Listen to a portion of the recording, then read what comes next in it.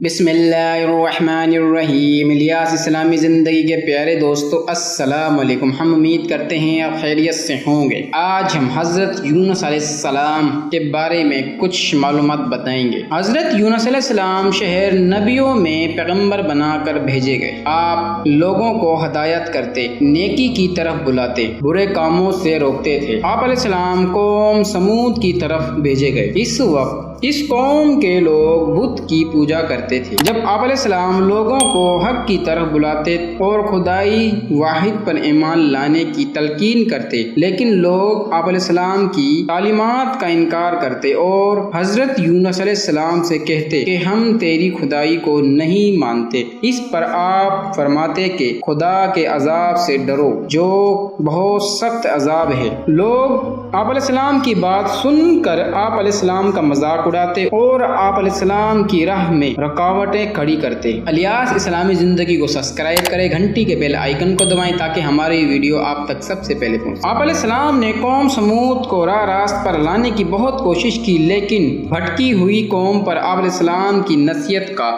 کوئی اثر نہ ہوا۔ تو آپ علیہ السلام کو یقین ہو گیا کہ یہ لوگ خدا پر ایمان نہیں لائیں گے۔ آپ علیہ السلام مایوس ہو گئے۔ مایوسی کی حالت میں آپ علیہ السلام نے قوم سمود کی تباہی و بربادی کے لیے بد دعا کی اور اس سرزمین سے نکل پڑے۔ چلتے چلتے دریائے فرات کے کنارے پہنچے تو دیکھا کہ ایک کشتی کنارے پر لگی ہے، لوگ اس پر سوار ہو رہے ہیں۔ ان کی دیکھ دیکھی آپ علیہ السلام بھی اس پر سوار ہو گئے۔ جنہیں جانا تھا وہ سب سوار ہو چکے، کشتی لوگوں سے بھر چکی۔ اس کے بعد کشتی اپنی منزل کی طرف روانہ ہوئی۔ سمندر پر سکون تھا، آسمان بھی صاف تھا، مسافر اطمینان سے بیٹھے ہوئے تھے۔ جب کشتی بیچ سمندر میں پہنچی تو دیکھا کہ آسمان پر سیاہ بادل اٹھ رہے ہیں، پھر ہوائیں چلنے لگی۔ ہوائیں اچانک طوفان کی شکل اختیار کر گئی۔ سمندر میں کشتی ڈگمگانے لگی، سمندر کی لہریں اوپر نیچے ہونے لگی، بارش بھی شروع ہو گئی۔ طوفان کے جھٹکوں اور پانی کے تھپیڑوں سے کشتی کے ڈوبنے کا اندیشہ پیدا ہو گیا۔ کشتی میں بیٹھے ہوئے مسافروں میں سے ایک نے کہا کہ معلوم ہوتا ہے کہ کشتی میں کوئی ایسا شخص بھی سوار ہے جس سے کوئی بڑی غلطی سرزد ہو گئی ہے۔ جب تک ایسے شخص کو کشتی سے نہ نکالا جائے کشتی کا صحیح سلامت رہنا محال ہے۔ وہ شخص کون ہے یہ بتانا مشکل ہے جب تک کہ وہ خود کو پیش نہ کرے۔ اس پر حضرت یونس علیہ السلام کھڑے ہو گئے اور کہا کہ میں ہی ہوں جس سے بڑی غلطی سرزد ہو گئی ہے۔ مجھے کشتی سے نکال دیا جائے تو آئی ہوئی مصیبت ٹل سکتی ہے۔ تمام مسافر حضرت یونس علیہ السلام کا منہ تک رہے تھے جس نے خود ہی سب کے سامنے اپنی غلطی کا اظہار کیا۔ پھر سب نے ایک زبان ہو کر کہا یہ شخص تو فرشتہ سخت انسان معلوم ہوتا ہے، ہم کسی حال میں اسے کشتی سے نہیں نکال سکتے۔ مسافروں میں سے ایک نے تجویز پیش کی کہ قرعہ اندازی کی جائے، جس کا نام پرچی پر نکلے وہی سزا کا مستحق ہوگا۔ ہم اسے کشتی سے نکال دیں گے۔ چنانچہ قرعہ ڈالا گیا، پرچی میں یونس کا نام نکلا۔ اس عمل سے لوگوں کا اطمینان نہیں ہوا۔ پھر قرعہ ڈالا گیا تو یونس کا ہی نام نکلا۔ اس طرح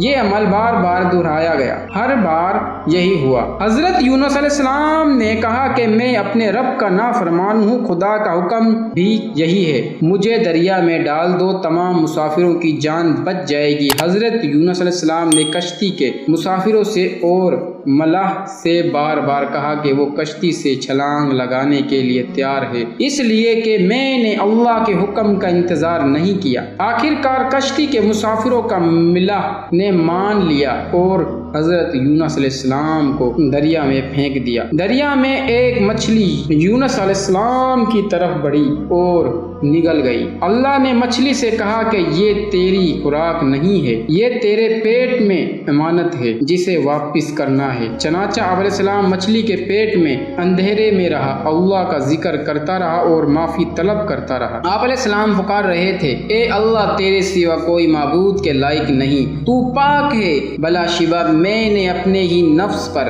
ظلم کیا، میں ظالموں میں سے ہوں۔ اللہ نے آپ علیہ السلام کی پکار سن لی۔ آپ علیہ السلام مچھلی کے پیٹ میں محفوظ رہے۔ مچھلی نے دریا کے کنارے پر اگل دیا۔ جب آپ علیہ السلام مچھلی کے پیٹ سے باہر آئے تو بہت کمزور اور نڈر حال تھے۔ آپ علیہ السلام نے کھلی فضا میں سانس لیا اور اللہ کا شکر ادا کیا۔ اللہ نے حضرت یونس علیہ السلام سے فرمایا، اگر تم مچھلی کے پیٹ میں میری پاکی بیان نہ کرتا تو نجات حاصل نہ کرتا۔